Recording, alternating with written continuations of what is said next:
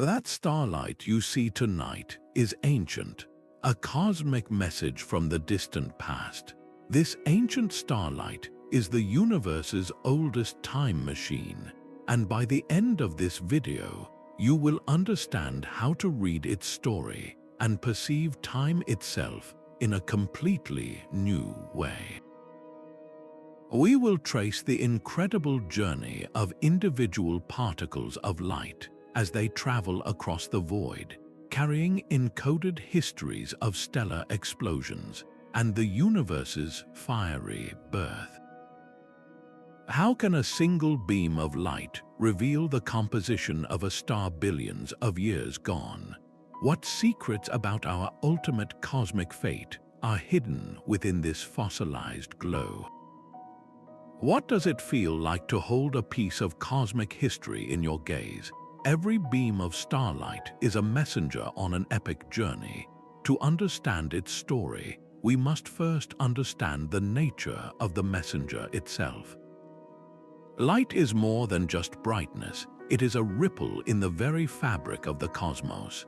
These ripples are composed of photons, tiny packets of energy that possess a strange and wonderful duality. They behave like waves with crests and troughs that define their color and energy, yet they also act like discrete particles. This dual nature is what allows light to carry such a rich tapestry of information across the universe. The true revolution in understanding this came from a scientist named James Clerk Maxwell. His elegant equations revealed that light is a self-sustaining wave of electric and magnetic fields, each generating the other as it travels through space. This was a monumental leap, describing light not as a mere substance, but as a fundamental force propagating itself, and it always does so at one unwavering speed. In the emptiness of space, light travels at approximately 300,000 kilometers per second. This is the universe's ultimate speed limit, a constant that underpins Einstein's theory of relativity. Because this speed, while unimaginably fast, is still finite, it creates a fundamental delay in our perception of the cosmos. The light from your computer screen reaches your eyes in a fraction of a billionth of a second. The light from our sun takes about 8 minutes to arrive. This means you are not seeing the sun as it is now, but as it was 8 minutes ago. You are literally looking into the past. Now stretch this concept across the unimaginable gulfs between stars. This finite speed of light transforms the cosmos into a vast historical archive. We measure the mind-bending distances between stars and galaxies with a unit that is, at its heart, a measure of time, the light year. 1 light year is the staggering distance that a photon of light covers in a single Earth year, a journey of about 9.46 trillion kilometers. But that number is almost meaningless to our human senses. The true power of the light year is that it collapses that impossible distance into a comprehensible duration. When you learn that the brilliant star Vega is 25 light years away, you are not just learning about space, you are learning about time. You are seeing Vega as it was a quarter of a century ago. This principle scales up to reveal the universe's deepest past. Gaze upon the faint, smudged glow of the Andromeda Galaxy with your own eyes, and you are witnessing light that began its journey 2.5 million years ago. That photon left its home galaxy when early ancestors of humanity were first walking the Earth. The galaxy you see is a fossil image, a celestial dinosaur. We are not looking across space but back through time. To build this cosmic chronology, astronomers have developed ingenious tools to measure the void. For relatively nearby stars, they use parallax, the same effect you see when you hold a finger up and close one eye and then the other, watching it appear to shift against the background. By observing a star's apparent shift in position from opposite sides of Earth's orbit, they can triangulate its distance. For galaxies far beyond our own, they rely on what are called standard candles, celestial objects like Cepheid variable stars whose true, intrinsic brightness is known. By comparing how dim such a star appears from Earth to its known actual brightness, astronomers can calculate its distance with remarkable precision, much like judging how far away a known candle is by how faint its flame appears. This universal delay, this built-in latency in everything we see in the night sky, is the engine of cosmic time travel. Astronomers call this phenomenon look-back time. It is not a theory or a speculation, it is a fundamental condition of our observation. Every telescope is, by its very nature, a time machine. The deeper we peer into space, the further back we see into cosmic history, all because light, the universe's ultimate messenger, takes time to tell its story. This built-in delay, this look-back time, is the universe's most generous gift to historians. It means the cosmos itself maintains a perfect historical archive, where distance and time are one and the same.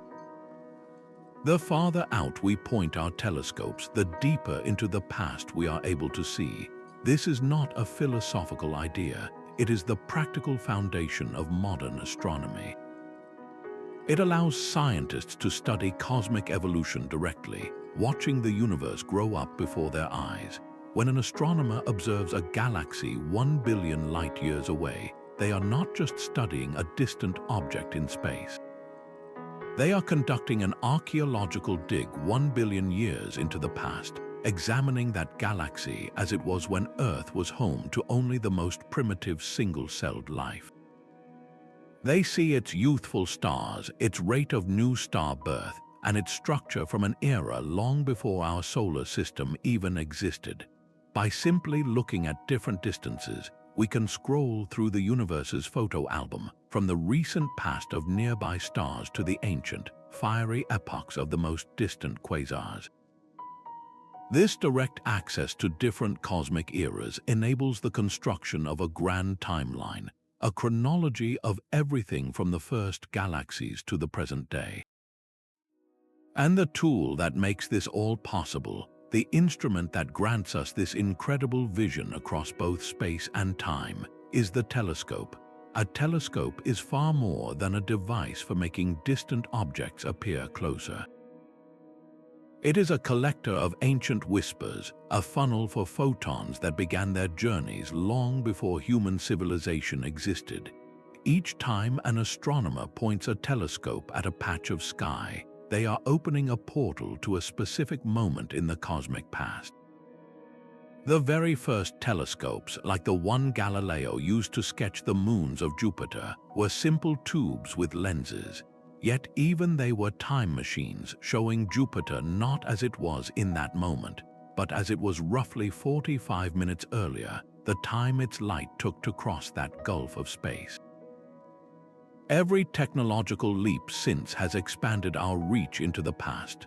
The colossal ground-based observatories with mirrors the size of houses can gather the faint, dying glow of galaxies so distant their light has traveled for billions of years. But to see the very oldest and faintest light, we had to rise above our own planet. Earth's atmosphere, a protective blanket for life, is a shimmering, turbulent curtain for astronomers.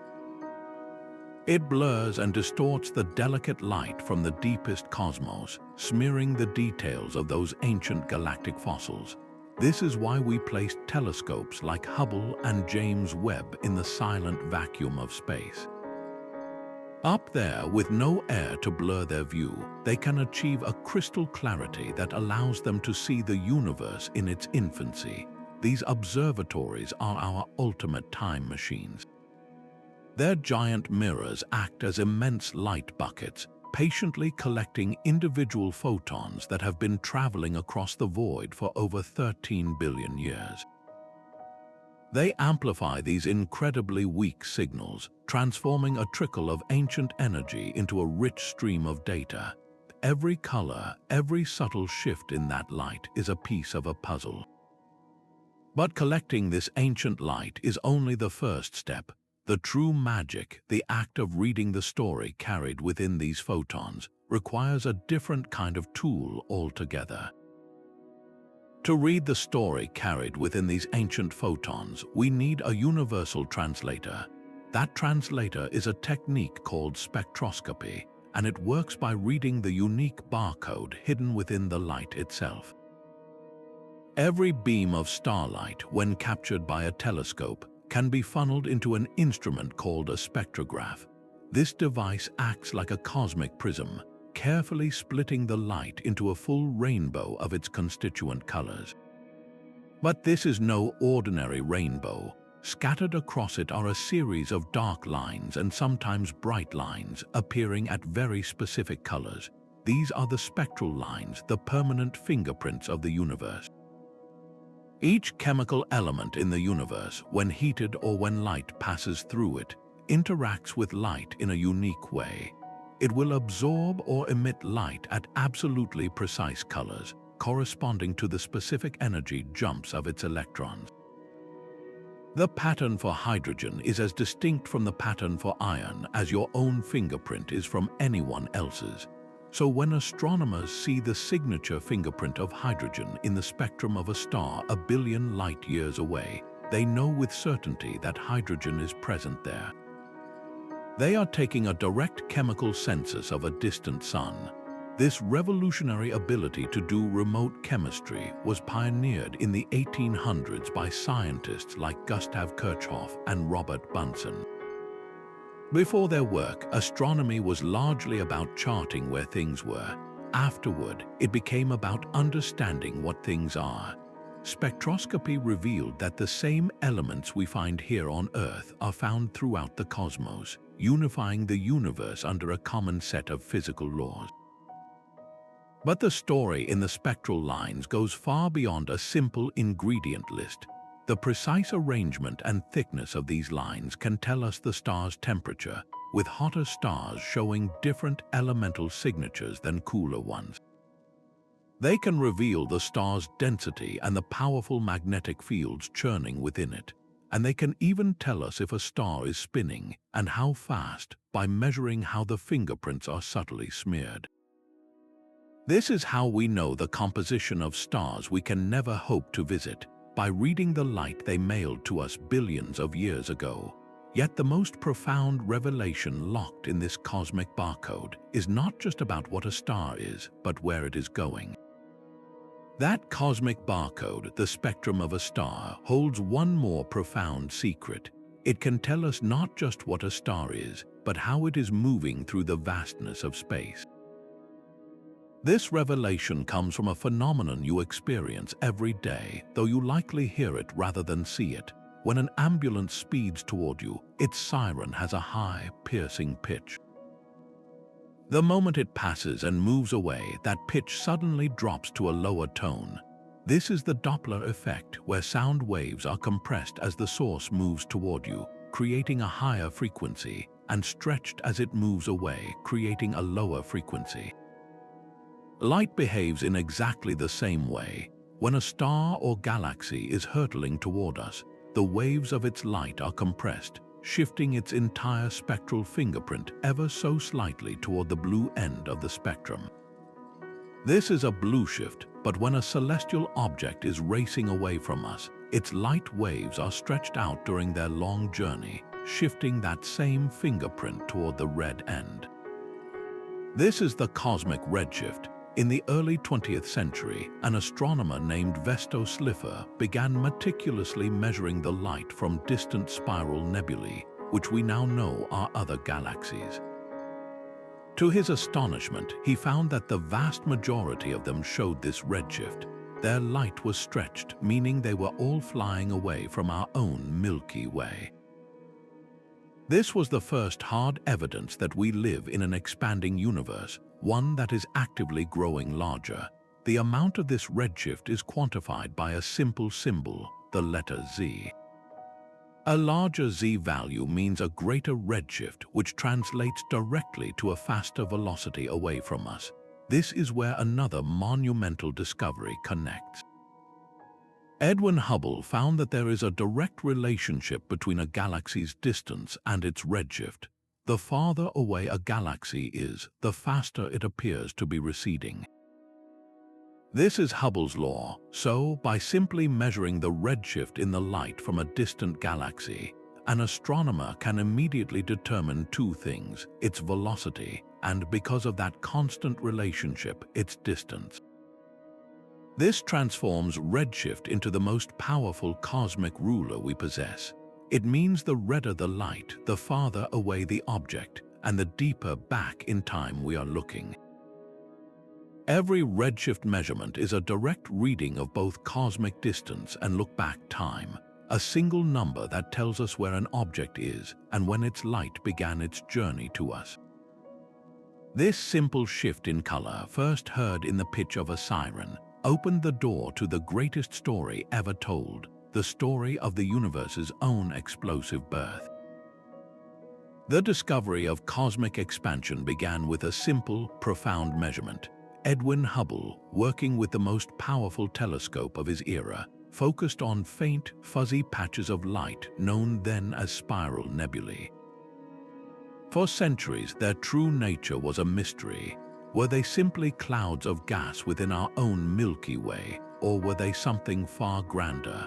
Hubble found his key in the pulsing rhythm of Cepheid variable stars. These are stars that brighten and dim with a clockwork regularity, and their pulse rate reveals their true, intrinsic brightness. By finding these stellar lighthouses within the Andromeda Nebula, Hubble could perform a simple calculation. He compared how dim they appeared to how bright he knew they actually were. The result was staggering. Andromeda was not a nearby cloud. It was an island universe, a galaxy of its own, millions of light years beyond the Milky Way. In a single stroke, Hubble had revealed the universe to be 1,000 times larger than anyone had dreamed. Our cosmic home was suddenly a single star city in a vast, sprawling metropolis of galaxies. But Hubble did not stop there. He began to measure the distances to many other galaxies. At the same time, he and others studied the light from these galaxies, noting the now familiar redshift. When he combined these two sets of data, distance and velocity, a breathtaking pattern emerged. It was not a random scatter. It was a clean, direct line. The farther away a galaxy was, the greater its redshift, and therefore the faster it was rushing away from us. This relationship, now enshrined as Hubble's law, painted a shocking picture of the cosmos. The universe was not static and eternal. It was dynamically, relentlessly expanding. Every galaxy cluster was flying away from every other, as if the very fabric of space itself was stretching. This single observation forces a dramatic rethink of cosmic history. If the universe is expanding today, then rewinding the cosmic film means everything was closer together in the past. Push this logic back far enough, and you reach a point of unimaginable density and temperature, a moment when the entire cosmos was compressed into a single, searing point. Hubble's work did not just reveal the vastness of space, it pointed directly to a beginning, a moment of creation. This logical conclusion from the expansion of space is the foundation for our modern concept of the Big Bang. It tells us that the ancient light we collect with our telescopes is not just showing us the past of individual stars, but the past of the universe itself. If we want to see the echoes of that primordial fireball, we need to look for the oldest light of all, a fossil glow that fills every corner of the sky. This fossil glow from the universe's birth is known as the cosmic microwave background. It is the oldest light we can ever hope to see, a ghostly microwave static that fills every cubic centimeter of space, a relic from a time when the cosmos was just a newborn. Picture the universe in its fiery infancy, a mere 380,000 years after the Big Bang. Before this moment, the cosmos was an opaque, searing fog of plasma. so dense that light particles could not travel any distance without immediately crashing into a free electron. The universe was a brilliant, impenetrable blaze. Then, in a pivotal transformation known as recombination, the expanding universe cooled just enough for electrons and protons to combine into the first neutral atoms. In that instant, the cosmic fog lifted, the universe became transparent, and that trapped light, which had been bouncing around for eons, was suddenly set free. That first flash of liberated light is what we detect today as the cosmic microwave background. It is the afterglow of creation itself, a baby picture of the cosmos. This primordial light was discovered entirely by accident. In 1965, two radio astronomers, Arno Penzias and Robert Wilson, were troubleshooting a persistent, maddening hiss in their giant horn antenna at Bell Labs. They pointed it at the sky, and no matter where they looked, this faint microwave static was always there. They scrubbed the antenna clean of pigeon droppings. They checked and rechecked their equipment, but the noise remained. It was coming from everywhere, a whisper from the depths of space and time. They had inadvertently stumbled upon the echo of the Big Bang, a discovery that would earn them the Nobel Prize. At first glance, this background appears almost perfectly uniform, a smooth sea of microwave energy. But that smoothness is an illusion. When we build instruments sensitive enough to measure its temperature with exquisite precision, we find it is not perfectly uniform at all. It is imprinted with tiny, faint ripples, variations in temperature of just a few millionths of a degree. These minuscule fluctuations are the single most important fossil the universe has ever given us. They are the cosmic seeds from which everything we see today would eventually grow. Those slightly denser, slightly warmer patches held a tiny bit more gravitational pull. Over billions of years, they acted as anchors, pulling in surrounding dark matter and gas, eventually forming the vast cosmic web of galaxies, clusters, and superclusters that define our modern universe. Every galaxy, every star, every planet, including our own, owes its existence to the pattern of those initial ripples. To read this ancient blueprint, we sent our most advanced time machines into space. Satellites like COBE, WMAP, and Planck were designed not to look at stars, but to map this faint, all-sky glow. They returned images of the infant universe, a mottled map of hot and cold spots that represents the distribution of matter at the very dawn of time. The precise patterns in this map tell us the exact age of the universe, its composition, and its ultimate fate. They confirm that the universe is geometrically flat, and they reveal that the familiar atoms making up stars and planets account for less than 5% of everything. The rest is the mysterious dark matter and dark energy that govern cosmic evolution. By studying this oldest light, we are effectively testing our theories of the very first moments of existence, peering back to a time before time, to the very edge of what physics can explain. 380,000 years after the cosmic beginning, the universe underwent a transformation so profound it created the very first sunrise. Before this pivotal moment, the cosmos was a searing, opaque fog. It was a dense plasma of charged particles, a chaotic soup where protons and electrons, torn apart by immense heat, roiled freely. In this brilliant chaos, light was a prisoner. A photon could not travel any meaningful distance without immediately colliding with a free electron, scattered endlessly in a blinding, directionless blaze. The universe was a luminous prison with no view to the outside. Then, as the cosmos expanded, it cooled. The temperature dropped to a point, a few thousand degrees, where the frantic electrons could finally be captured by atomic nuclei, primarily protons, to form the first stable atoms of neutral hydrogen. This event is known as recombination. In that instant, the prison walls vanished, the fog of charged particles cleared, and the universe became transparent.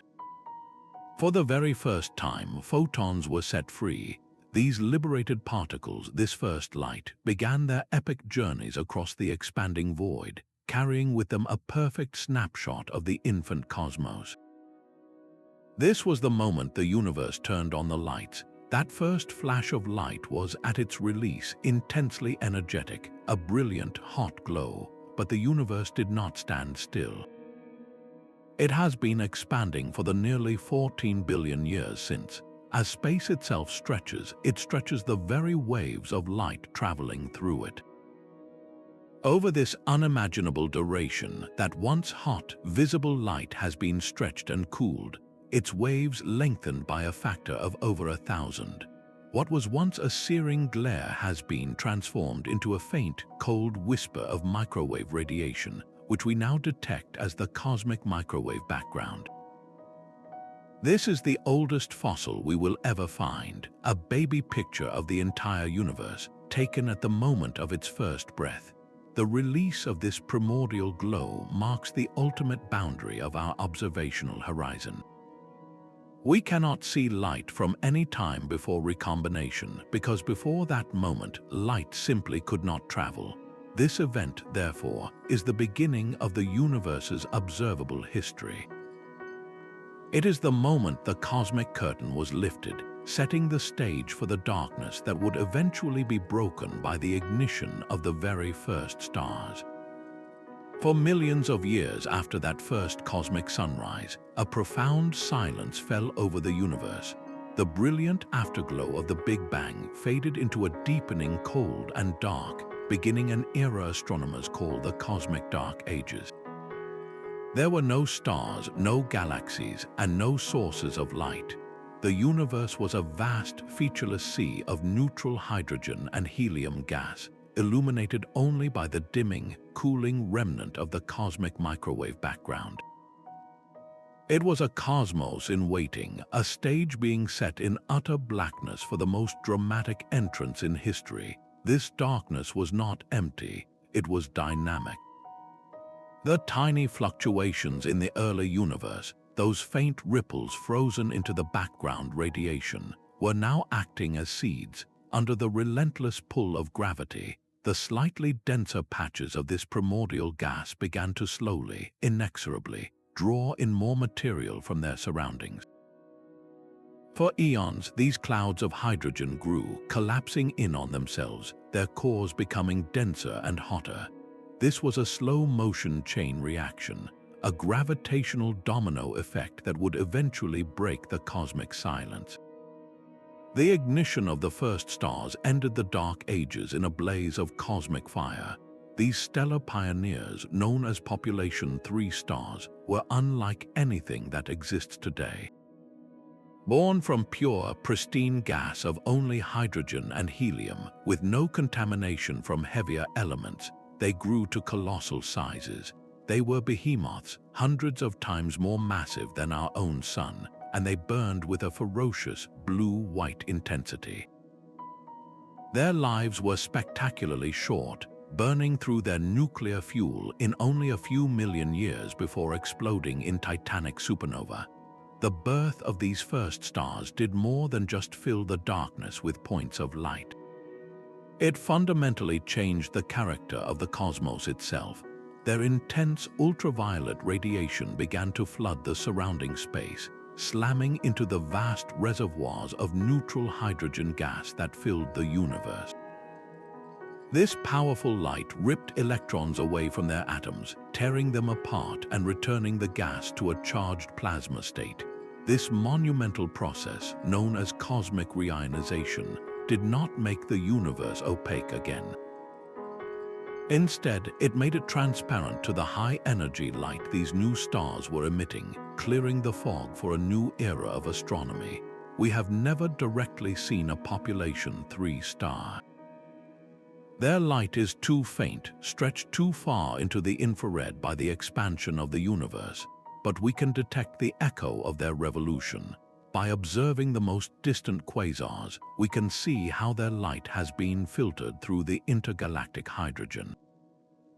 The telltale signs of that filtering show us that the reionization was largely complete by the time the universe was about 1 billion years old. The first stars had done their work, ending the darkness and lighting the fuse for the formation of the first galaxies. Their brief, brilliant lives forged the first heavy elements in their cores, seeding the cosmos with the carbon, oxygen, and iron that would one day form planets and life. We are literally made from the ashes of those first, unimaginable suns. This reionization of the cosmos created a new kind of veil, one that paradoxically reveals by obscuring. We cannot see the first starlight directly, because the very process that cleared the cosmic fog also hides its origins. The intense ultraviolet radiation from those first stars and galaxies ionized the hydrogen, but it did not vanish. It became a diffuse, invisible sea of protons and electrons, spread throughout the vast expanses between galaxies. This intergalactic medium acts like a cosmic filter, selectively absorbing specific, high-energy wavelengths of light. To peer through this filter and study the era of reionization, astronomers needed a flashlight powerful enough to shine across the entire universe. They found it in the most brilliant beacons of the early cosmos, quasars. A quasar is the ferociously bright core of a distant galaxy, powered by a supermassive black hole that is actively feeding. As vast quantities of gas spiral into the black hole's gravitational grip, the material heats to millions of degrees, blazing with a light that can outshine an entire galaxy. When we point our telescopes at one of these cosmic lighthouses, its light has traveled for billions of years to reach us. Along its immense journey, that light passes through countless clouds of neutral and ionized hydrogen. Each cloud leaves its own unique mark. The result is a quasar's spectrum, which looks less like a simple barcode and more like a complex picket fence of dark absorption lines. Each line is a shadow, a specific wavelength of light that was stolen by a hydrogen cloud at a particular point in cosmic history. By meticulously mapping the pattern and depth of these shadows, astronomers can reconstruct a timeline. They can determine when the hydrogen in the universe began to change from neutral to ionized, and how long that process took. The evidence points to a reionization epoch that began around 400 million years after the Big Bang and was largely complete by the time the universe was 1 billion years old. This timeline is a crucial clue, telling us that the first stars and galaxies must have formed with incredible efficiency to produce enough ultraviolet light to overhaul the entire cosmos so quickly. The story written in these absorption lines is our only direct window into that final frontier of cosmic dawn, a period that set the stage for everything that followed. These brilliant beacons are quasars, the most powerful and persistent lights in the cosmos. At the heart of a distant galaxy, a supermassive black hole with a mass billions of times that of our own sun is actively feeding. Vast rivers of gas and dust spiral inward, forming a searingly hot accretion disk around the gravitational abyss. The friction within this disk heats the material to millions of degrees, causing it to blaze with a light so intense it can outshine every star in its host galaxy combined. This makes a single quasar visible from the farthest reaches of space and time, a lighthouse shining through the cosmic fog. When these objects were first identified in the 1960s, they presented a profound puzzle. On photographic plates, they appeared as star-like points, yet their spectra revealed a staggering secret. Their light was redshifted to an extreme degree, meaning they were not stars within our galaxy, but objects fleeing from us at tremendous speeds, placed at distances of billions of light years. Their official name, quasi-stellar radio source, or quasar for short, hints at their initial mystery. They were points of light with the power of entire galaxies.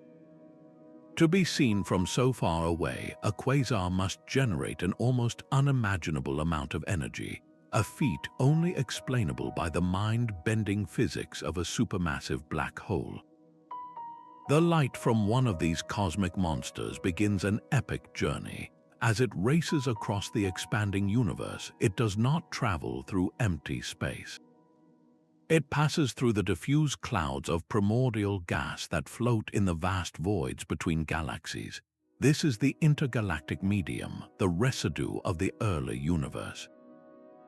And every single cloud of gas that the quasar's light passes through leaves a mark. When astronomers spread the quasar's light into a spectrum, they do not see a simple barcode. They see a spectacular tapestry of shadows. The spectrum is sliced by hundreds, sometimes thousands, of fine, dark absorption lines. This stunning pattern is known as the Lyman alpha forest. Each one of those dark lines is a shadow cast by a specific cloud of neutral hydrogen gas. Each line corresponds to a different distance, a different moment in cosmic history, all superimposed upon the brilliant background of the quasar. It is as if the quasar's light has passed through a forest of invisible trees, and by studying the shadows we can map the entire forest. This Lyman alpha forest is a direct record of the universe's structure during its youth. The density and spacing of the lines tell a detailed story. They reveal how matter was distributed, showing the wispy filaments and vast voids that would one day evolve into the cosmic web of galaxies we see today. By measuring the exact redshift of each absorption line, astronomers can pinpoint the location of each hydrogen cloud along the line of sight. This transforms a single quasar into a powerful probe, letting us take a core sample of the cosmos, sampling its material across billions of years. The story written in this forest of shadows complements the light from the first galaxies themselves, giving us a more complete picture of how the universe emerged from its dark ages and began to build the structures we call home. The first galaxies were the fundamental threads of our cosmic tapestry. They did not appear fully formed, but coalesced slowly from the cosmic dark. Picture immense clouds of pristine hydrogen and helium gas, laced with the invisible scaffolding of dark matter, slowly collapsing under their own immense weight. Inside these cosmic nurseries, the first generations of stars ignited, their fierce radiation and eventual supernova explosions churning the surrounding gas and seeding it with the first heavy elements. Gravity was the master weaver, pulling these stars and gas clouds together, binding them into swirling, chaotic proto-galaxies, the building blocks of everything we see today. Observing these primordial structures is one of the greatest challenges in modern astronomy. They are not only incredibly distant, but their light has been stretched to an extreme degree by the expanding universe. The visible and ultraviolet light they emitted has been redshifted far into the infrared part of the spectrum, becoming invisible to our eyes and to telescopes designed to see optical light. It is like trying to hear a whisper from across a roaring stadium. The original signal is faint and transformed almost beyond recognition. This is why we built observatories like the James Webb Space Telescope. Its giant golden mirror is not just large, it is cryogenically cooled and specifically tuned to be exquisitely sensitive to this ancient infrared light. It acts as a digital ear, listening for the faint heat signature of the universe's first starlight, allowing us to peer back to within a mere few 100 million years of the Big Bang. The images it returns are more than just pretty pictures, they are cosmic censuses. By analyzing the properties of these infant galaxies, their sizes, masses, and rates of star formation, astronomers perform a rigorous checkup on our theories of cosmic evolution. Do these early galaxies match our computer simulations of how gravity assembles structure? Are they as massive and as mature as we predicted for such an early time?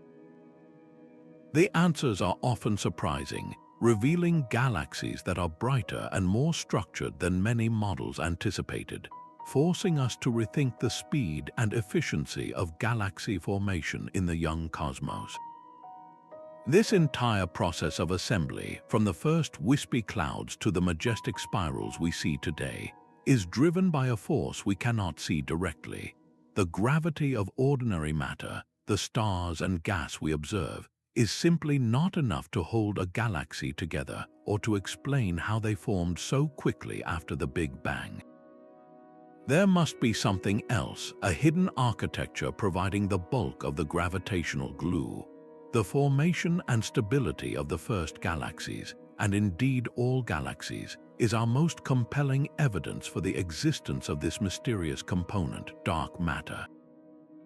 Its invisible pull created the gravitational wells where the first stars could gather, setting the stage for the universe we inhabit. Dark matter is the universe's silent architect, an invisible presence whose gravity sculpts the cosmos.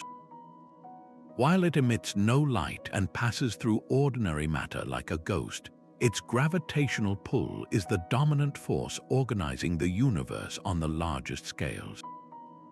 Think of it as the hidden framework of a cathedral, unseen but absolutely essential for holding the entire structure together. Without the immense gravitational wells created by dark matter, the primordial gas from the Big Bang would never have collapsed into the galaxies and galaxy clusters we see today.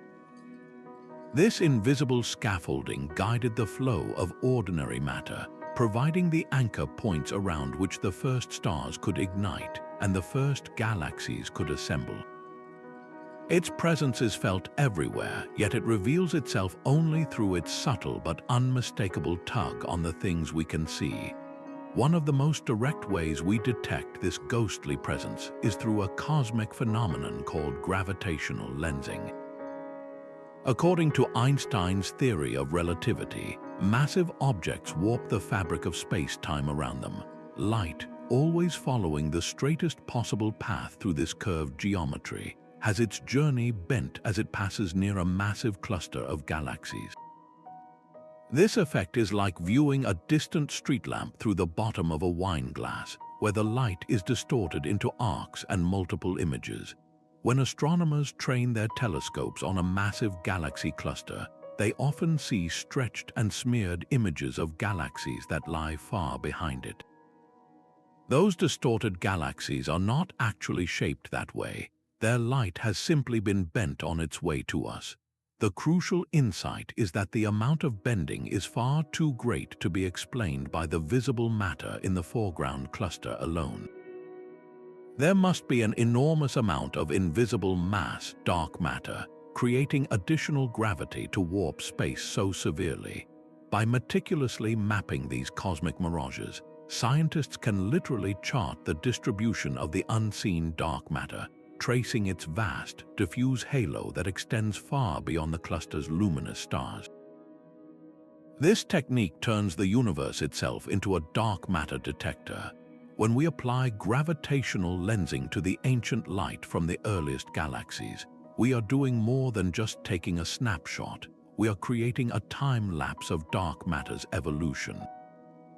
By observing how the lensing effect changes for galaxies at different distances, and therefore different look-back times, astronomers can reconstruct how the invisible scaffolding of dark matter has assembled over billions of years. This confirms that dark matter clumped together first, forming the gravitational seeds that then drew in the ordinary gas to form the galaxies we observe. The story of light's journey is inextricably linked to this dark tapestry, and gravity has one more profound trick to play on the photons traveling across the ages. Gravity does more than just bend the path of light. It can warp the very fabric of time through which that light travels. This phenomenon, known as gravitational time dilation, is one of the most startling predictions of Einstein's theory of general relativity. It tells us that time itself does not tick at a single, universal rate. Instead, clocks run slower in stronger gravitational fields. Picture a photon of light struggling to climb out of the immense gravity well of a dense object like a neutron star or a black hole. As it fights its way upward, it must expend energy, but a photon cannot slow down. It must always travel at the speed of light. So instead of losing speed, it loses energy by shifting its color. Its waves stretch out, sliding down the spectrum toward the red. This is gravitational redshift, a permanent imprint of the gravity it has escaped, etched directly into the light itself. This effect is fundamentally different from the cosmological redshift caused by the expansion of the universe. One is a stretching of space, the other is a loss of energy from climbing a gravitational hill.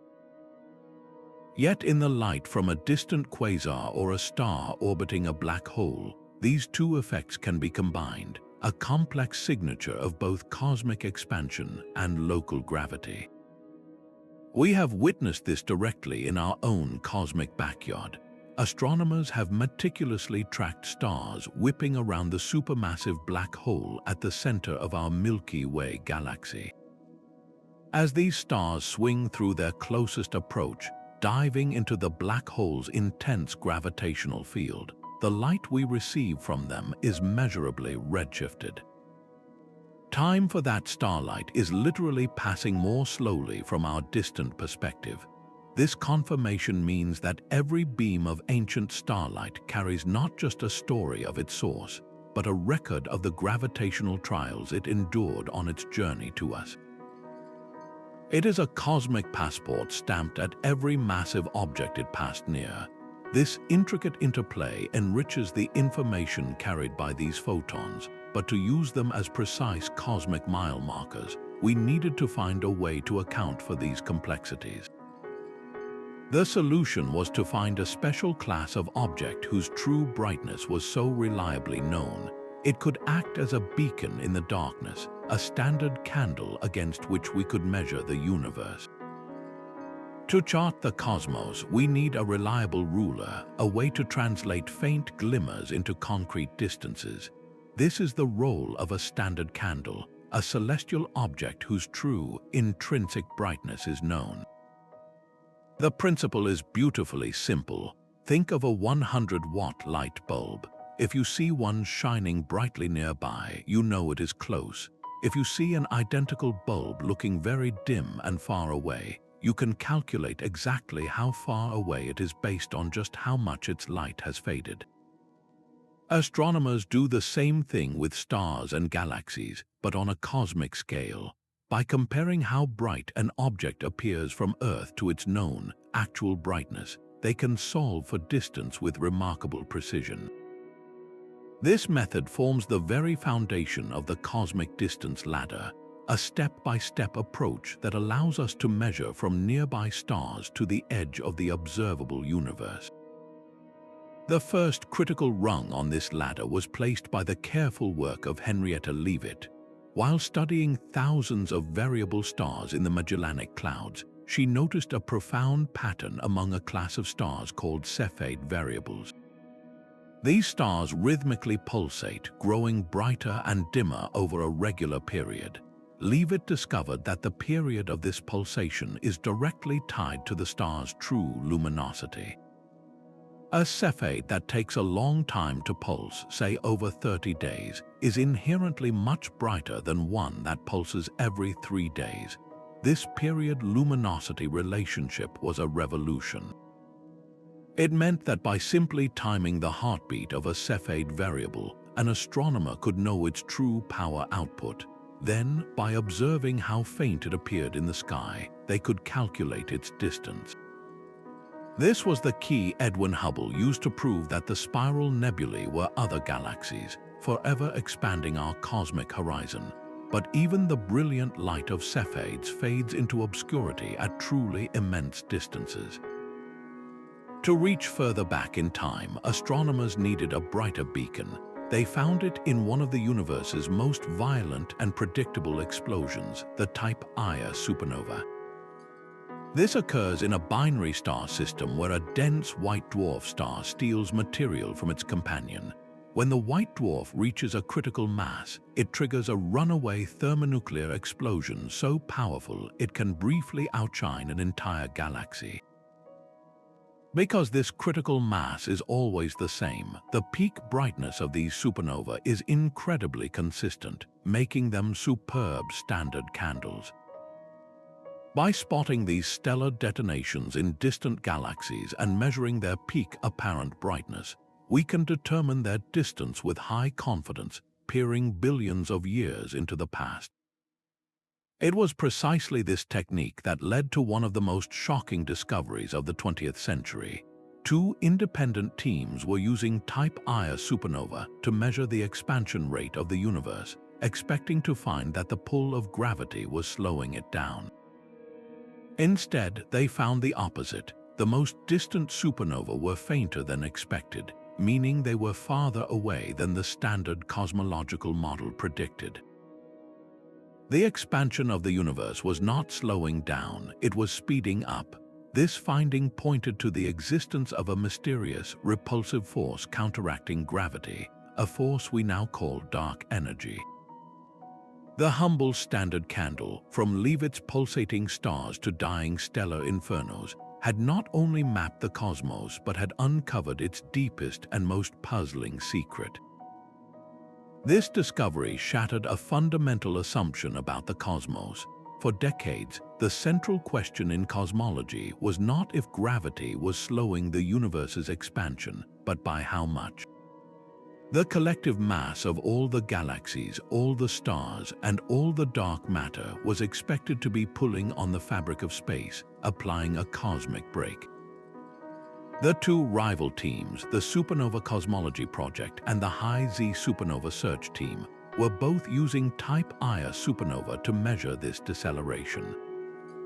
They were hunting for these brilliant standard candles at immense distances, corresponding to a time when the universe was much younger.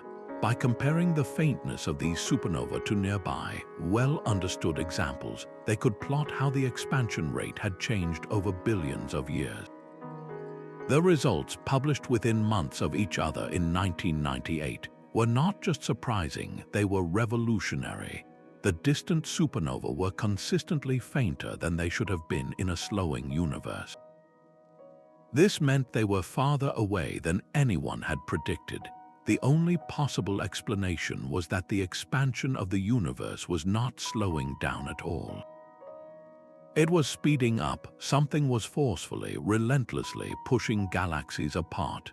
This mysterious something was given a name, dark energy. The implications were staggering.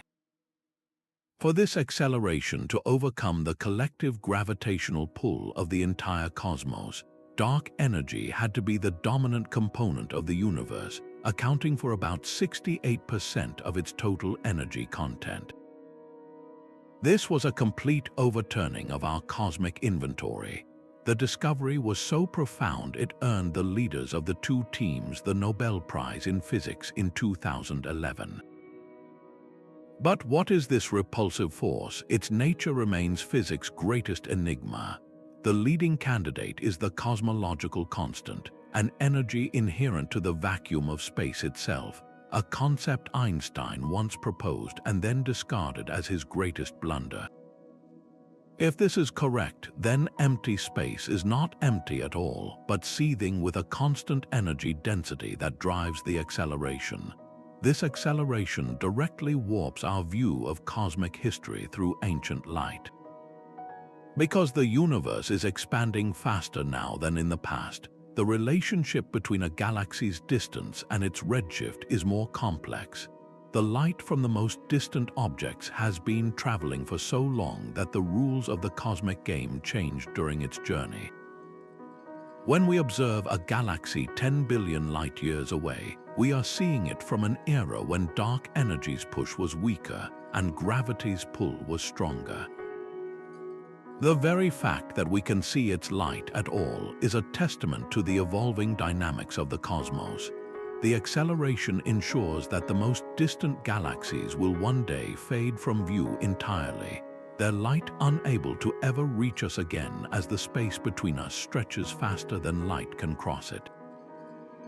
Dark energy is not just a mysterious component of the universe, it is the author of its ultimate fate, writing the final chapter with every passing moment.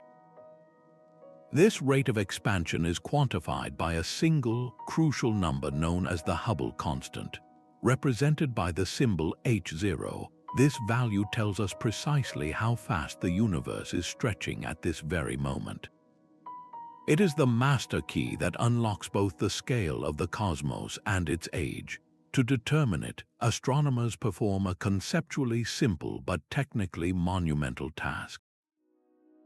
They measure the redshift of distant galaxies to find their speed, and they use standard candles to find their distance. Plotting these two values for many galaxies should produce a clean, straight line, and the slope of that line is the Hubble constant. Yet, this is where a fascinating puzzle emerges. When scientists use the cosmic distance ladder with its Cepheid variables and type Ia Supernovae, they get one very precise value for H0. But when they use the other end of cosmic history by analyzing the detailed patterns in the cosmic microwave background, they get another, slightly different value. This discrepancy is known as the Hubble tension.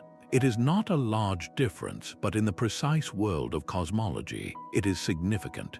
It suggests there might be something we do not yet understand about the universe's expansion, perhaps a new particle, a strange property of dark energy, or a subtle flaw in our measurement techniques.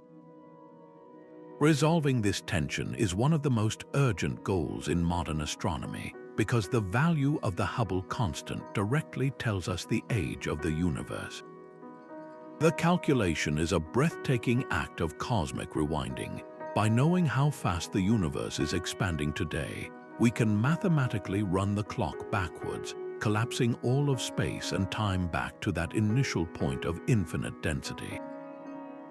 The result of that calculation gives us an age of approximately 13.8 billion years. This number is not just an abstract figure. It is rigorously tested against the oldest objects we can find. Within our own Milky Way, there are ancient metal-poor stars known as population 2 stars. By analyzing the starlight from these celestial elders, we can determine their composition and, through our understanding of stellar evolution, calculate their ages. The oldest of these stars are consistently found to be just over 13 billion years old, younger than the universe itself. This is a vital cross-check. It would be a profound problem for cosmology if we found stars older than the universe, but the ages align beautifully. They tell a consistent story of a cosmos that began in a hot, dense state and has been expanding and cooling ever since, with stars igniting a few 100 million years later.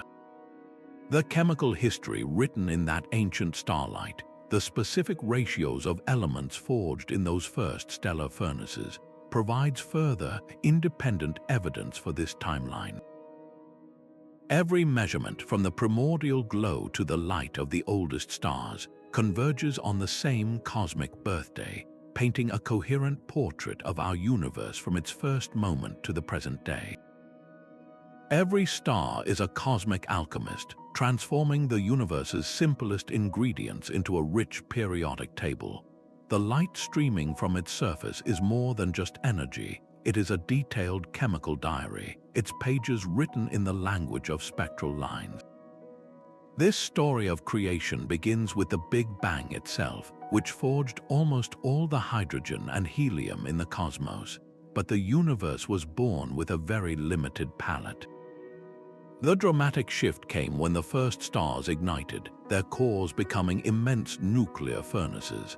Under crushing pressures and searing temperatures, they began a step-by-step fusion process, smashing hydrogen atoms together to form helium, then fusing helium into carbon, and carbon into ever heavier elements like oxygen and neon. This stellar fusion can create elements all the way up to iron, but here the process hits a wall. Fusing atoms into anything heavier than iron does not release energy, it consumes it. So how did the gold in your jewelry or the uranium in nuclear reactors come to be? For these heaviest elements, the universe requires a more violent forge. The cataclysmic explosions of supernova provide one such environment, with their incredible blasts generating a frenzy of nuclear reactions that can build elements heavier than iron.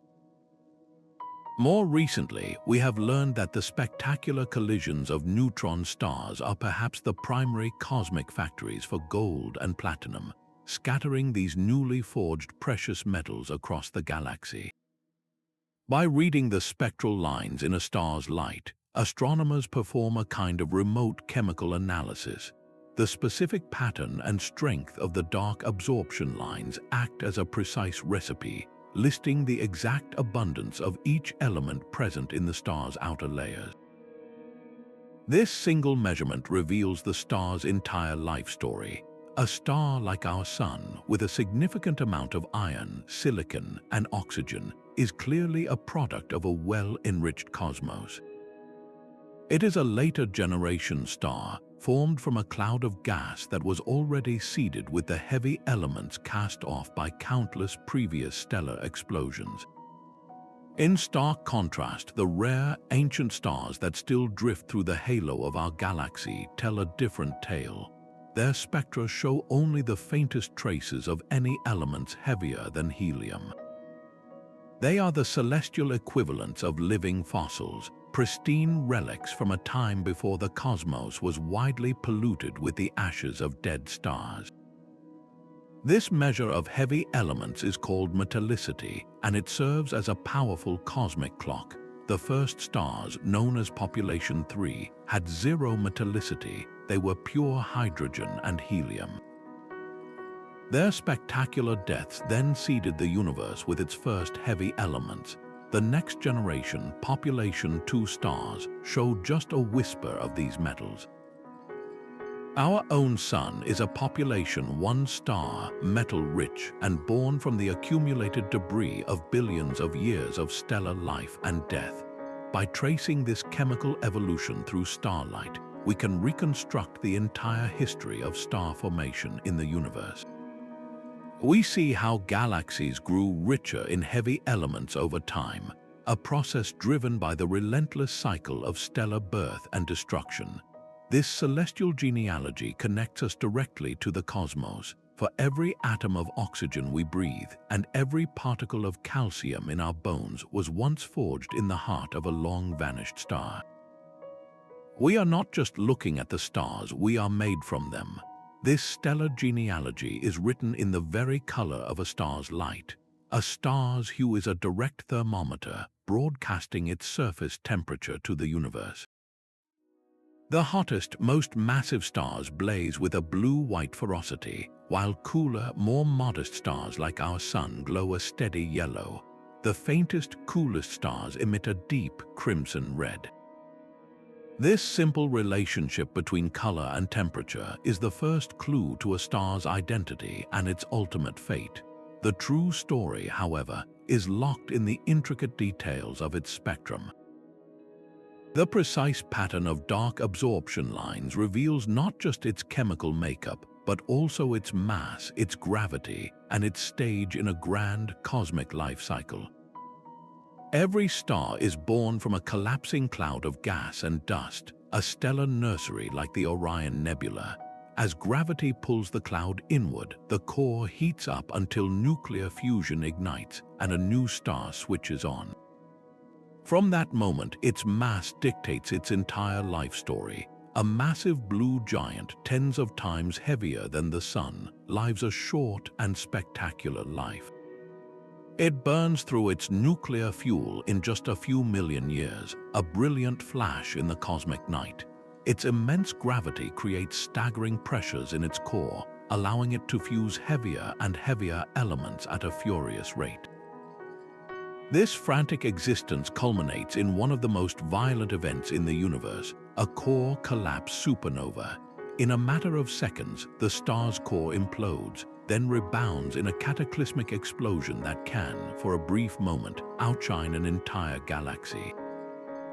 The light from this supernova is a cosmic announcement, a flashbulb that illuminates the surrounding cosmos and floods space with newly forged elements.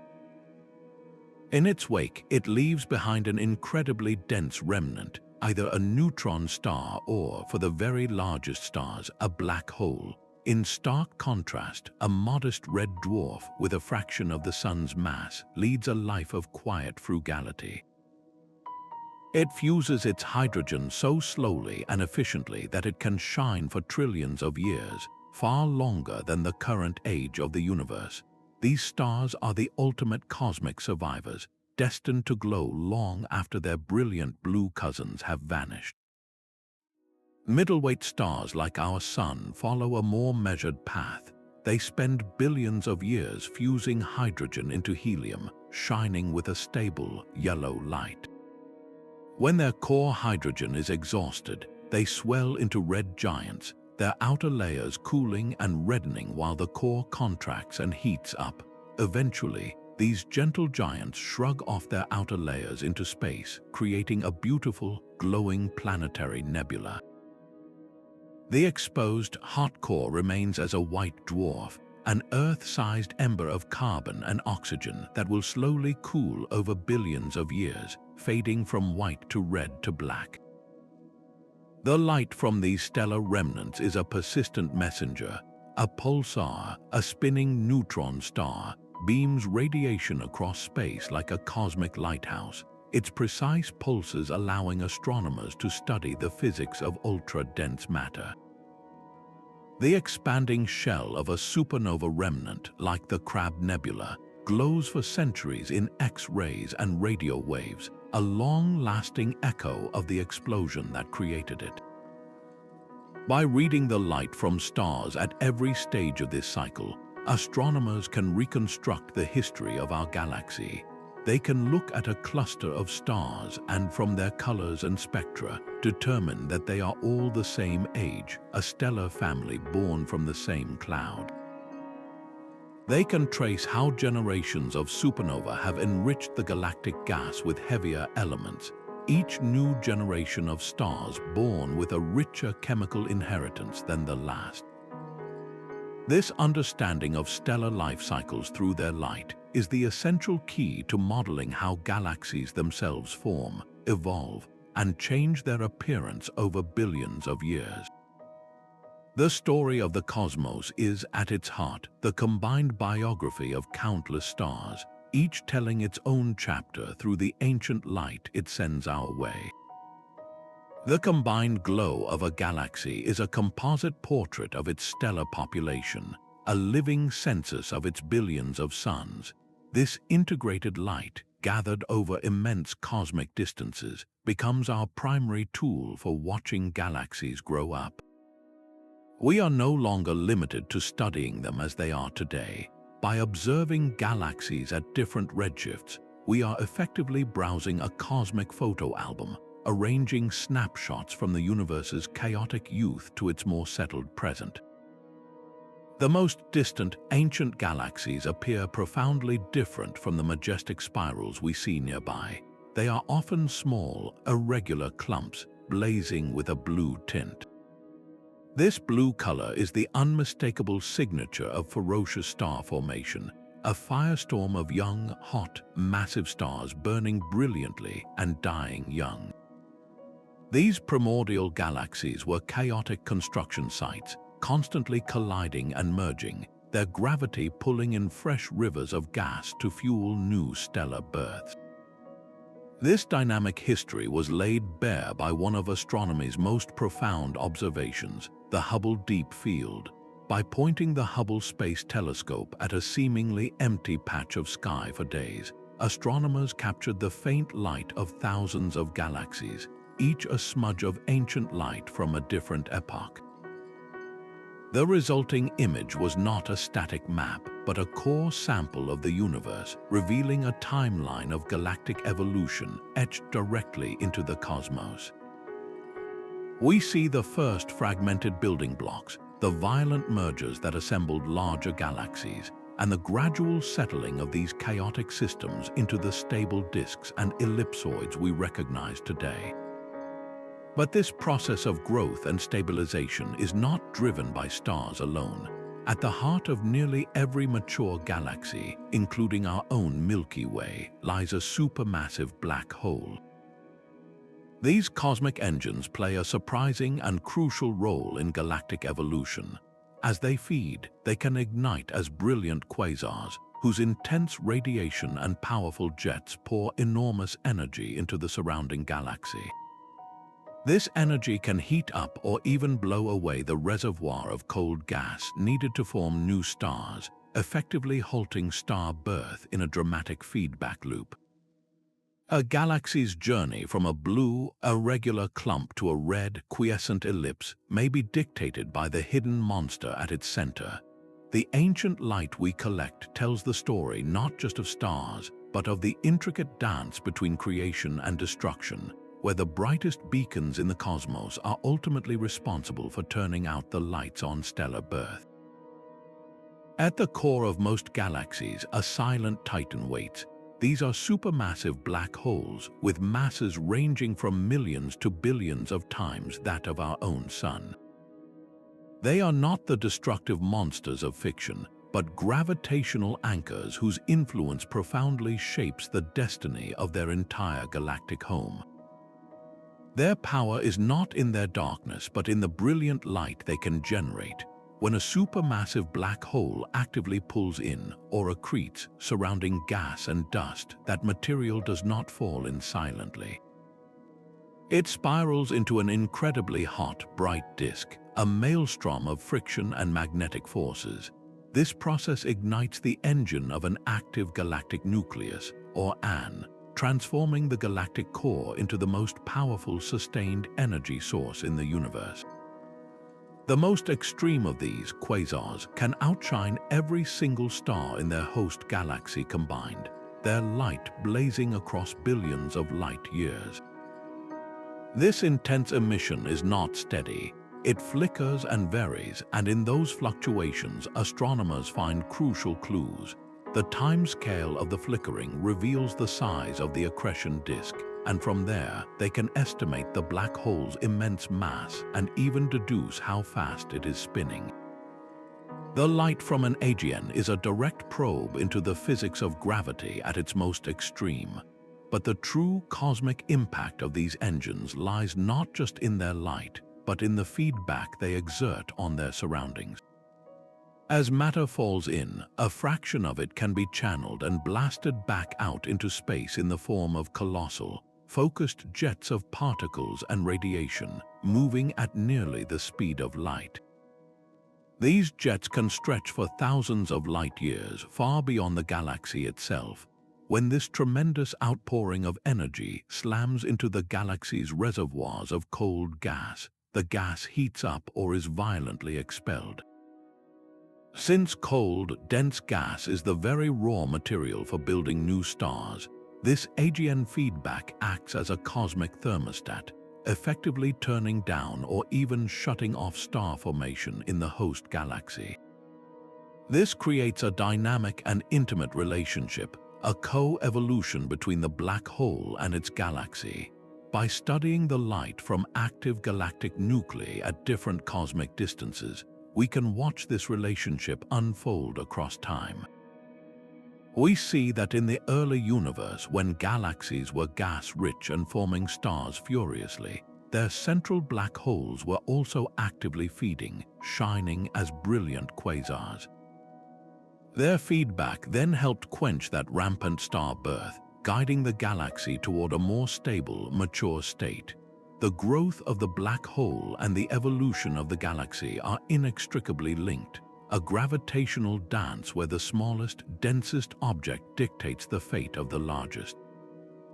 This cosmic dance between light and gravity gives us our most powerful observational tool, a natural telescope built into the fabric of space itself. Gravitational lensing occurs when the immense gravity of a foreground object, like a massive galaxy cluster, warps the space around it. Light from a distant background galaxy traveling through this warped space follows the curvature, its path bending around the cluster. This does not just slightly shift the galaxy's apparent position, it can dramatically distort its image, magnify its light, and even create multiple mirage-like copies of the same object. This phenomenon was a key prediction of Einstein's theory of general relativity, and its confirmation was one of the first great triumphs for his new vision of gravity. We see this in several forms. Strong gravitational lensing creates the most spectacular effects, where a foreground cluster acts like a giant cosmic lens, twisting the light of a background galaxy into brilliant arcs, multiple images, or even a perfect Einstein ring, a halo of light encircling the lens. This amplification is a gift to astronomers. A galaxy so distant and faint that it would be completely invisible to our telescopes can have its light boosted by a factor of 10 or more, suddenly bringing it into clear view. The Hubble Space Telescope's Frontier Fields project masterfully used this technique, staring at several massive galaxy clusters to use their gravitational might as natural magnifying glasses. The result was the discovery of incredibly faint galaxies from the very dawn of cosmic time, objects we could never have seen otherwise, but lensing's power goes beyond just creating pretty pictures. There is also weak gravitational lensing, a far more subtle effect. Across vast swaths of the sky, the light from millions of distant galaxies is very slightly stretched and sheared by the cumulative gravity of all the matter, both visible and dark, that lies between them and us. No single galaxy appears dramatically distorted, but by measuring the coherent, statistical warping of billions of them, astronomers can create a map of the invisible dark matter scaffolding of the entire universe. This technique turns the cosmos into a giant dark matter detector, revealing the hidden architecture that guides the growth of galaxies. Gravitational lensing, in all its forms, extends our vision to the cosmic horizon, letting us observe the first generations of galaxies by using the universe's own mass as a magnifying glass. To understand the full story these earliest galaxies tell, we must also learn to read another property of their ancient light, a subtle signature known as polarization.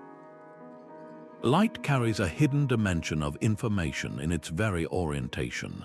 This property, called polarization, describes the specific direction in which its electromagnetic waves are vibrating. Most light sources emit waves vibrating in all directions, a chaotic jumble. But when light interacts with matter, this can change, forcing the waves to align in a single plane. This ordered light becomes a powerful new messenger, carrying a detailed story about the magnetic fields and physical conditions it encountered on its epic journey. The faint afterglow of the Big Bang itself, the cosmic microwave background, is not perfectly smooth. It is imprinted with a subtle pattern of polarization, a whisper of the universe's most violent infancy. This pattern acts as a fossilized imprint of the primordial universe, encoding details about its initial conditions, including the faint ripples of gravitational waves generated in the first fraction of a second after the Big Bang. To read this ancient blueprint, we built instruments of incredible sensitivity like the Planck satellite. It meticulously mapped the CMB's polarization across the entire sky, and the resulting map is not just a picture, it is a direct window into the physics of inflation, that brief period of hyper-expansion that shaped the entire cosmos.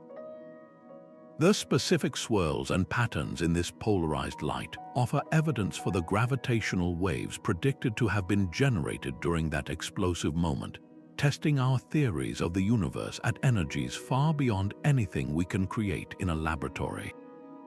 But this principle of polarized light is not only a tool for cosmology. It works on smaller, more intimate scales too. When starlight scatters off the elongated dust grains drifting in interstellar space, its waves become aligned by the galaxy's magnetic fields. By studying this polarization, astronomers can literally map the invisible magnetic skeleton of our Milky Way. Similarly, the the light reflecting off a distant exoplanet's atmosphere will be polarized in a unique way, providing crucial clues about the composition of that alien sky and even the potential presence of water clouds.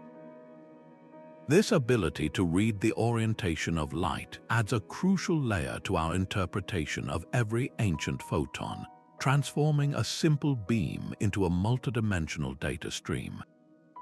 It is this rich, multi-messenger approach to light that now allows us to combine its messages with other cosmic signals, building a more complete and startling picture of the universe.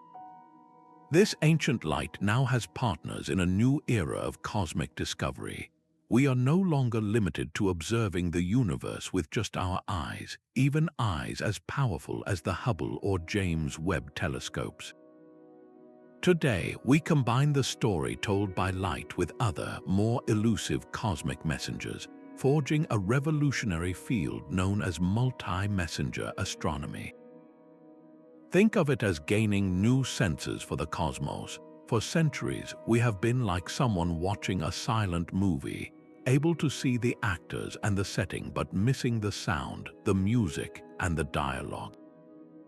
Now we have finally turned on the sound. The first new sense to come online was the detection of gravitational waves, the ripples in space-time predicted by Einstein a century ago. These are not made of light, they are literal vibrations in the fabric of the cosmos, generated by the most violent events imaginable. Then, in 2017, a landmark event occurred. Observatories on Earth detected the faint shiver of gravitational waves from a cataclysm 130 million light-years away. Almost at the same instant, telescopes across the globe and in space swiveled to that exact patch of sky. What they witnessed was the collision of two neutron stars, the ultra-dense corpses of dead suns. For the first time, we could both hear the cosmic drumbeat of the collision and see the brilliant firework display it produced, a kilonova. This combined view was transformative. The light from the kilonova confirmed a long-held theory that such collisions are the universe's primary forges for heavy elements like gold and platinum. In that single event, we watched the creation of an amount of gold many times the mass of our entire planet. Furthermore, by comparing the strength of the gravitational wave signal with the brightness of the light, astronomers could make an independent and precise measurement of the universe's expansion rate, the Hubble constant, providing a crucial new data point for that ongoing cosmic puzzle. But the symphony of messengers does not end there. Neutrinos, the ghostly particles that stream through matter almost unaffected, offer another channel. When a star explodes as a supernova, the vast majority of its energy is released not as light, but in a tremendous burst of these neutrinos. The light we see is from the outer layers of the star blowing apart. The neutrinos come directly from the heart of the inferno, the collapsing core itself. When supernova 1987 detonated in a nearby galaxy, detectors on Earth registered a handful of these neutrinos a few hours before the visible light reached us. They were the direct messengers from the very moment of stellar death, a preview of the cataclysm to come. Cosmic rays, high-energy particles racing through space, add yet another layer. By tracing their paths back to their sources, often violent environments like supernova remnants or active galactic nuclei, we can probe the powerful magnetic fields and shock waves that accelerate them to near light speed. Each messenger, light, gravitational waves, neutrinos, and cosmic rays, tells a different part of the story. Light shows us the surface and the aftermath. Gravitational waves reveal the dynamics of immense gravity. Neutrinos give us a direct look into the hidden core of an event. By correlating these signals, scientists can break degeneracies, situations where a single observation could have multiple explanations. A burst of gamma rays might be caused by several things, but if it is accompanied by a specific gravitational wave signature, the cause is instantly identified. This synergistic approach maximizes the scientific return from every ancient signal that crosses the cosmos. We are no longer just watching the silent movie. We are experiencing it in full, immersive detail, hearing the crash of colliding stars and feeling the ghostly breeze of neutrinos, building a richer, more complete, and far more astonishing picture of our dynamic universe. The James Webb Space Telescope is our newest and most powerful window into the cosmic dawn. Perched 1,000,000 miles from Earth, it was engineered for one primary purpose: to capture the faint, dying whispers of the universe's first light. This ancient starlight has been stretched by the expanding cosmos for so long that its visible waves have lengthened into the infrared, a part of the spectrum invisible to our eyes and to Hubble. Webb is an infrared telescope, a digital ear tuned to hear these deep cosmic notes. Its colossal golden mirror, over 6.5 meters across, acts as an immense light bucket, patiently gathering photons that have been traveling for over 13 billion years. Each one is a precious data point from the era when the first stars and galaxies were breaking the cosmic silence. Early observations have delivered a stunning surprise. The infant universe was far more productive than we ever guessed. Webb has found galaxies at incredibly high redshifts that appear shockingly mature, already massive and structured, when our best models suggested the cosmos should only contain small, chaotic building blocks. These precocious galactic toddlers are forcing a complete rethink of how quickly gravity assembled the first structures from the primordial dark matter scaffolding. The sheer number of these early galaxies also suggests that star formation in the cosmic dawn was a fiercely efficient process, lighting up the darkness much faster than anyone predicted. But Webb does more than just take baby pictures of these ancient galaxies. Its true power lies in its spectrographs, instruments that split the faint infrared glow into a detailed rainbow. By reading the unique barcode imprinted on the light from a galaxy 13 billion light-years away, Webb can perform a remote chemical analysis. It can detect the telltale signatures of oxygen, carbon, and even water vapor in the atmosphere of a world orbiting a distant star. This means we are not just seeing these primordial objects, we are taking a direct census of their atomic ingredients. We are learning that even some of the earliest galaxies were already enriched with heavy elements forged in the hearts of the very first stellar generations. Every spectrum is a new chapter, revealing the physical conditions, the temperatures, and the densities within these infant star systems. The telescope is actively rewriting the opening chapters of our cosmic story, proving that our quest to understand the universe is forever linked to our ability to build better machines for collecting its oldest light. These new observatories are not just upgrades, they are revolutions in glass and steel. The Vera C. Rubin Observatory, poised on a Chilean mountaintop, will not stare at a single galaxy, but will capture the entire visible southern sky every few nights. Its immense camera, the size of a small car, will perform a cosmic census, detecting and measuring billions of galaxies and quasars over a decade. This relentless survey will create the first ever time-lapse movie of the universe, revealing how the large-scale structure of the cosmos has evolved over billions of years. It will spot countless rare and fleeting events, like distant supernovae, providing an avalanche of new data to measure the influence of dark energy with a precision we can only dream of today. In space, the Nancy Grace Roman Space Telescope will serve as a wide-eyed partner to the deep-gazing James Webb.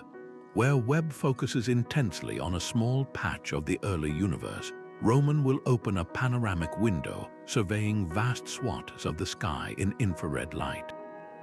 Its primary mission is to unravel the mystery of dark energy. It will do this by mapping the three-dimensional distribution of matter, and measuring the shapes of hundreds of millions of galaxies to trace the subtle distortions of weak gravitational lensing. This will let us chart the invisible dark matter web in unprecedented detail and watch how its growth has been countered by dark energy's repulsive push across cosmic time. On the ground, the European Extremely Large Telescope will gather starlight with a mirror so colossal it will be able to see the faint, oxygen-rich atmospheres of the very first galaxies. Its unprecedented resolution might even allow us to directly observe an exoplanet orbiting a nearby star, analyzing the composition of its atmosphere for signs of habitability. Together, these instruments will launch a new era of precision cosmology, providing so many independent measurements of the universe's expansion that the persistent Hubble tension will have nowhere to hide, forcing a resolution or a fundamental rethink of our physics. Yet another approach listens to the cosmos rather than looking at it. A new generation of radio telescopes is preparing to map the universe in an entirely different way, through a technique called intensity mapping. Instead of resolving individual galaxies, they will detect the collective radio hum emitted by the vast clouds of neutral hydrogen that stretch across the universe. This diffuse glow traces the cosmic web itself, the filamentary backbone of all structure. By measuring this radio signal at different frequencies, which correspond to different cosmic epochs, astronomers will create a three-dimensional map of the universe's structure spanning billions of years. This hydrogen map will be cross-referenced with the optical surveys from Rubin and Roman, providing a multi-messenger view of cosmic evolution that will check and enhance our understanding. The story written in ancient light is far from complete. With every new technological leap, our cosmic time machine becomes more powerful, its lens sharper, its vision deeper. We are building the tools to not just see the universe's past, but to understand the forces that shaped it from the first spark of light to the vast, accelerating expanse we call home today. This cosmic time machine does more than expand our knowledge, it fundamentally reshapes our sense of reality. Every time you gaze at the night sky, you are not merely looking at a static map of stars, you are witnessing a living, breathing historical document. The past is not a lost country, it is preserved in the river of light flowing all around us, a permanent record of events long since concluded.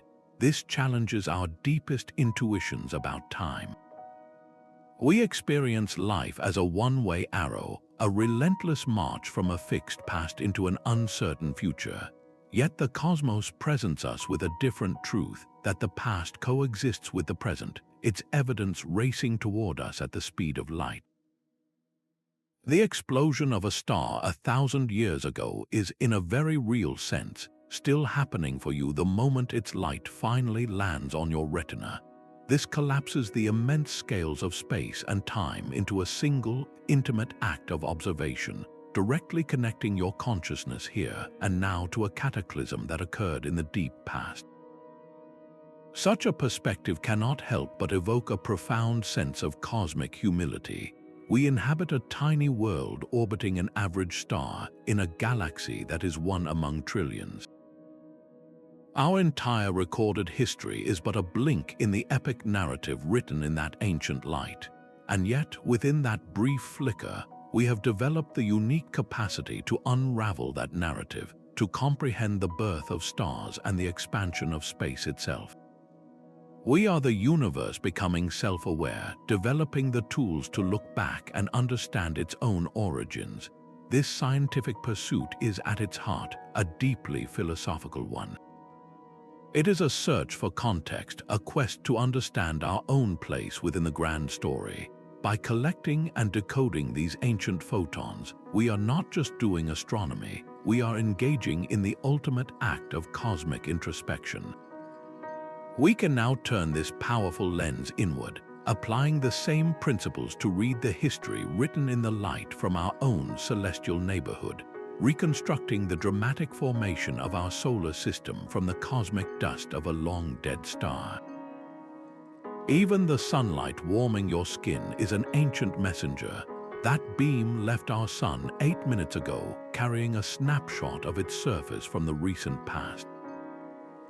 This principle scales down to our own cosmic origins, allowing us to read the entire history of our solar system written in light. The story begins not with our sun, but with the long-dead stars that came before it. We know this because of the very stuff we are made of.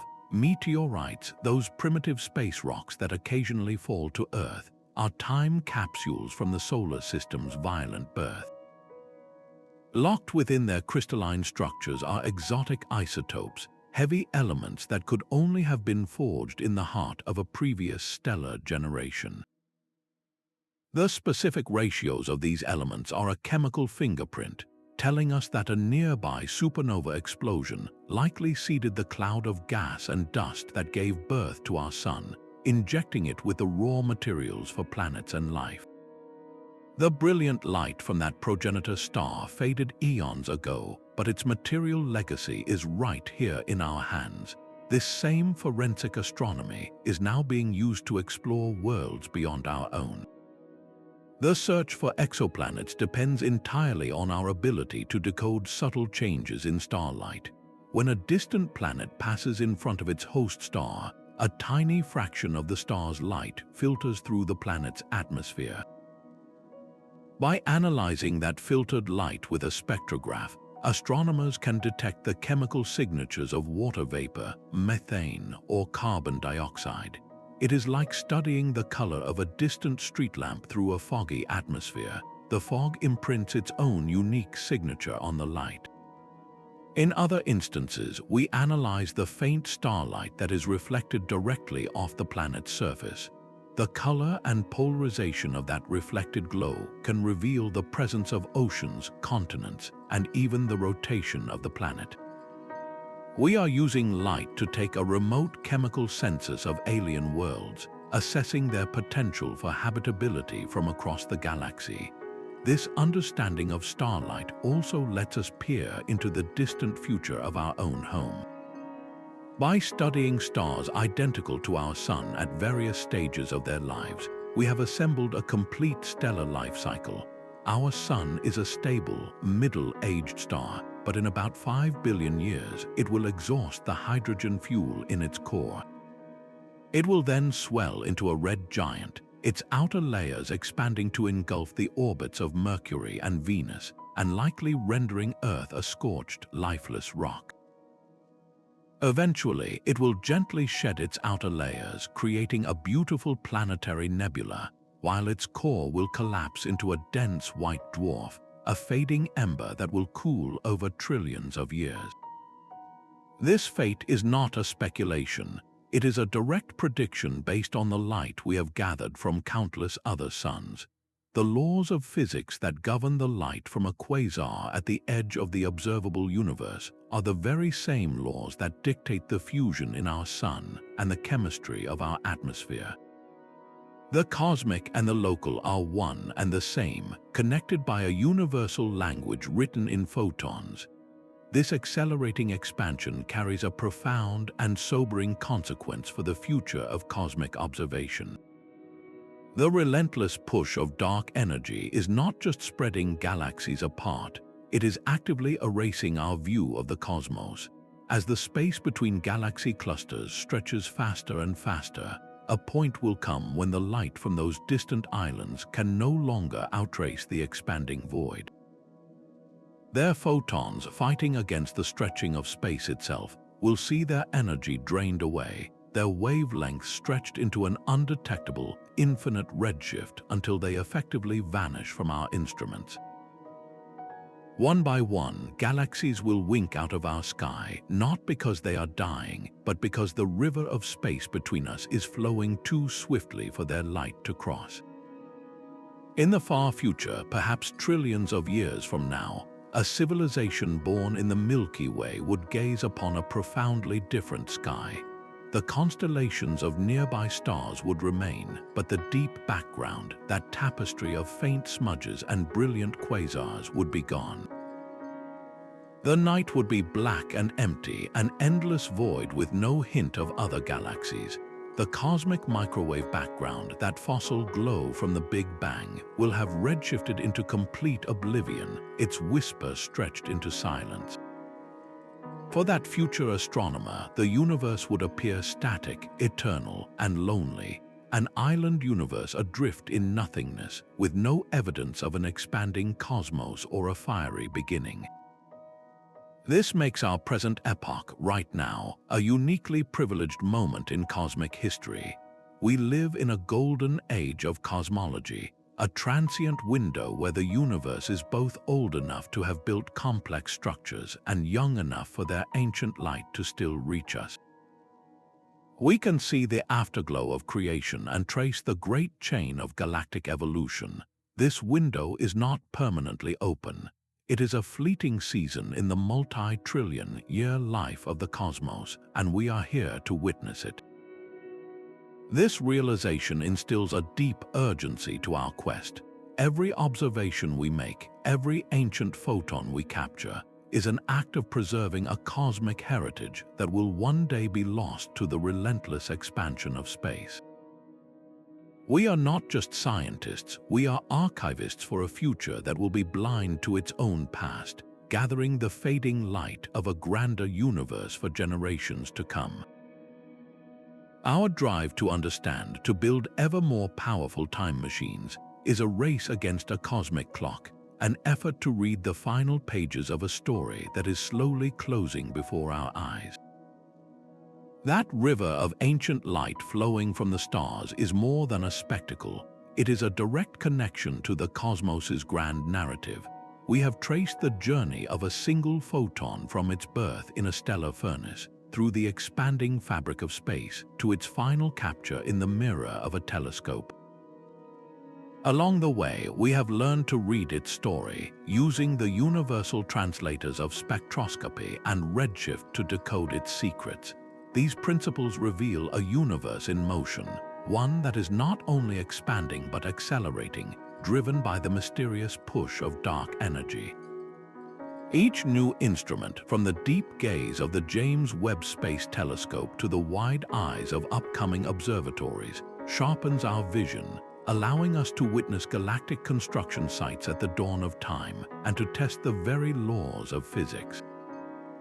This entire endeavor rests on a simple, profound truth.